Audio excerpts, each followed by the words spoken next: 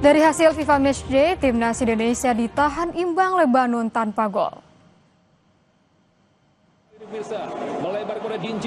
Bermain di Stadion Gelora Bung Tomo, timnas Indonesia langsung menurunkan dua pemain baru, Miliano Yonatan dan Mauro Zelstra sebagai starter. Hampir 45 menit, skuad Garuda menguasai pertandingan tetapi tidak berujung gol. Skor imbang tanpa gol di babak pertama. Selepas jeda, Lebanon mulai bangkit dengan berani bermain menekan. Kembali, laga berakhir imbang tanpa gol untuk kedua tim. Yang bagus dan kekuatan tangan yang cukup stabil tadi ya dari Miliano di sana. Masih terlalu tinggi pemirsa. Di antara dua pemain dari Lebanon yang keras, pemain Lebanon. Timnas Indonesia akan melakoni laga hidup mati melawan Korea Selatan di laga terakhir babak kualifikasi AFC Cup U23 Grup J. Tak hanya mempersiapkan taktik dan strategi, sang pelatih Gerard Van den Berg juga harus mengasah mental anak asuhnya. Persiapan serius digelar Timnas Indonesia U23 di Stadion Gelora 10 November Surabaya jelang hadapi laga hidup mati melawan Korea Selatan Senin malam. Hanya kemenangan yang bisa membawa armada Gerard Van den Berg lolos ke Piala Asia U23 2026. Peluang lolos sebagai 4 runner-up grup terbaik sudah tertutup setelah poin Garuda Muda kalah dari 4 runner-up terbaik lainnya. Sang pelatih Gerard Van den Berg bilang selain menyiapkan taktik dan strategi, ia juga menyiapkan mental bertanding anak asuhnya. Dalam duel melawan Taeguk Warrior Muda, mental anak asuhnya sangat berpengaruh dalam permainan.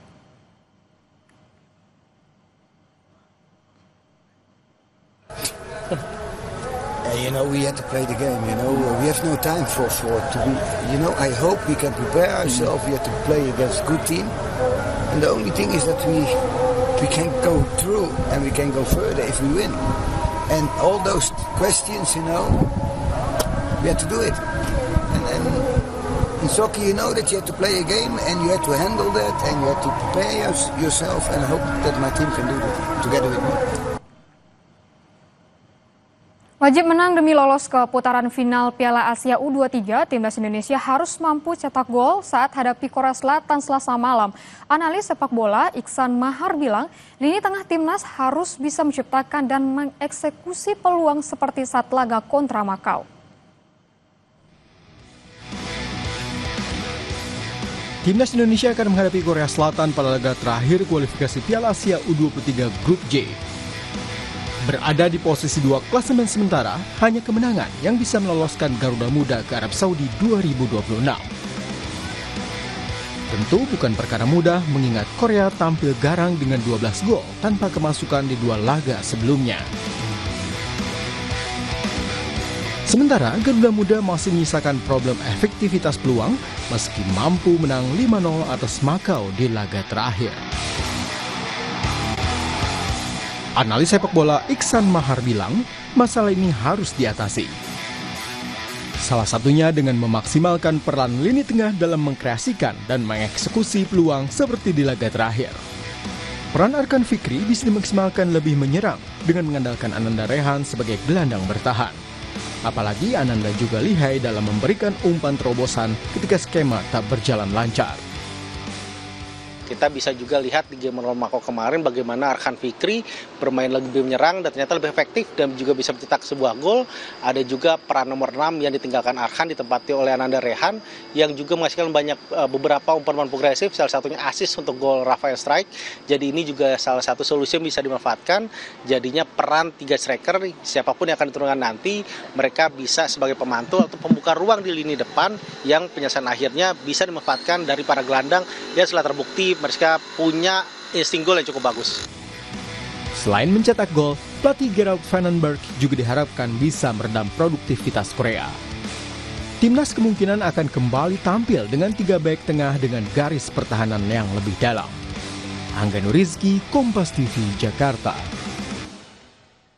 Diwarnai aksi lemparan ke dalam akrobatik pada laga final SDN Pakulonan 02 juarai kategori kelompok usia 12 tahun, kompetisi sepak bola usia dini atau Soccer Challenge Seri Tangerang. Selamat Kompetisi sepak bola usia dini Soccer Challenge Seri Tangerang digelar 2 hingga 7 September di lapangan Trimatra Kodiklat Tangerang. Lebih dari 1.000 siswi tingkat sekolah dasar yang berasal dari 122 tim berkompetisi di kelompok usia 10 tahun dan 12 tahun.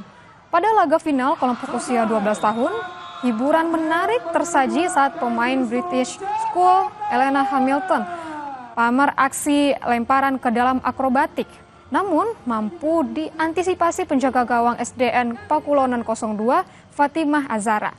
Gelar juara akhirnya ditentukan lewat babak adu penalti yang dimenangkan SDN Pakulonan 02 lewat skor akhir 3-2. Sementara di kategori kelompok usia 10, laga final mempertemukan SDN Pondok Kacang Timur 04 melawan SDN Penjaringan 06. Gol tunggal Mesah Khalifah berhasil mengantar SDN Pondok Kacang Timur menjadi juara usai menang 1-0.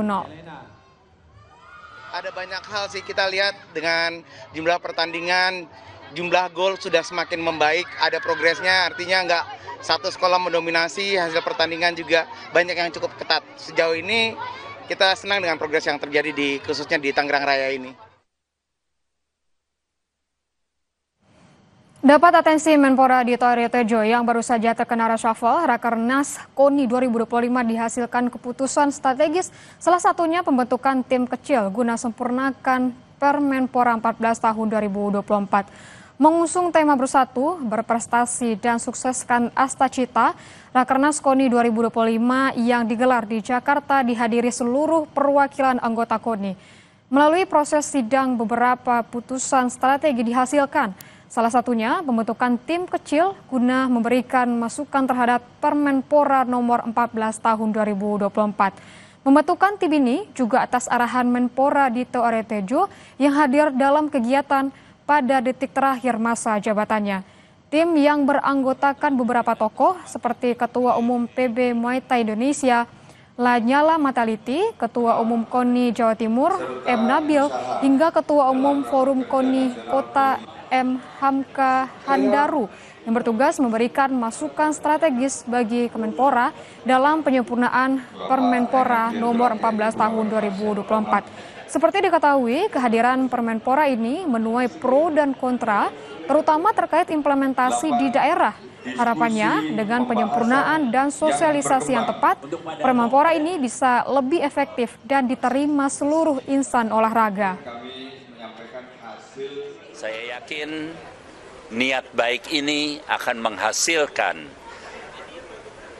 peraturan yang betul-betul memang bisa diimplementasikan dan baik untuk semua. Sinergitas dalam pembinaan olahraga prestasi adalah solusi di masa efisiensi. Pengurus Besar Perkumpulan Angkat Besi Seluruh Indonesia akan mengirim 12 lifter nasional pada SEA Games 2025 Thailand. 6 lifter putra dan 6 lifter putri dipersiapkan untuk tampil maksimal pada Pesta Olahraga Asia Tenggara.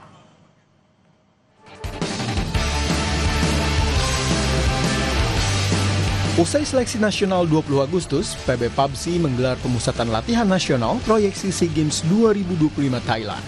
Lifter merah putih akan turun pada 12 kelas dari 14 kelas baru yang dipertandingkan di Pesta Olahraga Asia Tenggara 13 hingga 17 Desember.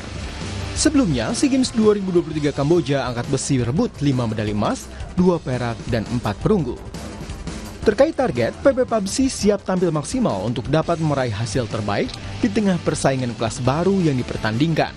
Sport intelijennya harus jalan terus ya, di mana kita terus pantau yang senior ini baru ada besok di kejuaraan dunia di Norwegia. Jadi kita terus memantau dan memeta kekuatan, terutama untuk SEA Games ini kekuatan negara-negara ASEAN agar dapat baiklah. Mungkin menaikkan angkatan, soalnya kan ada perbedaan tahun kemarin sama sekarang, yaitu beda kelas. Karena kan sekarang kelasnya kelas baru, jadi mungkin persaingannya lebih berat lah. Karena ditargetin juga ya, insya Allah bakalan berusaha sekeras mungkin buat SEA Games kali ini. Sebelum turun di SEA Games Thailand, PABSI akan mengirimkan 5 lifter putra dan 5 lifter putri ke Norwegia 28 September. Mereka akan turun di kejuaraan dunia IWF 2 hingga 11 Oktober. Rinita Niken, Gahniar Febrian, Kompas TV, Jakarta.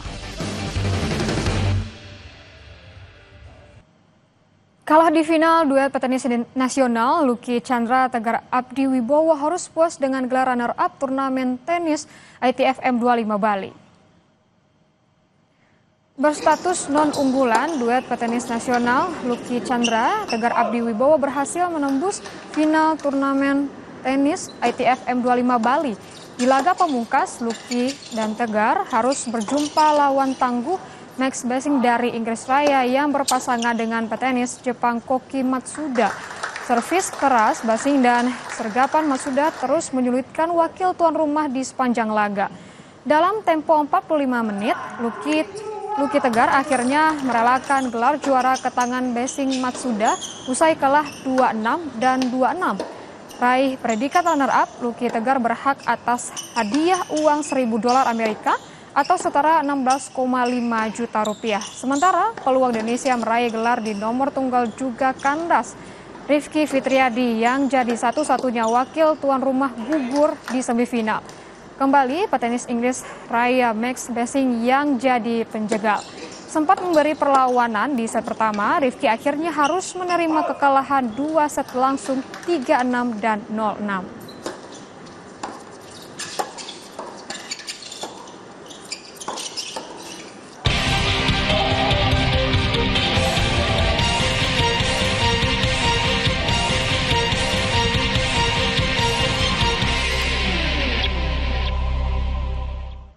Selanjutnya kami akan mengulas sorotan utama harian Kompas yang terbit hari ini. Sesaat lagi, tetaplah di Kompas Pagi.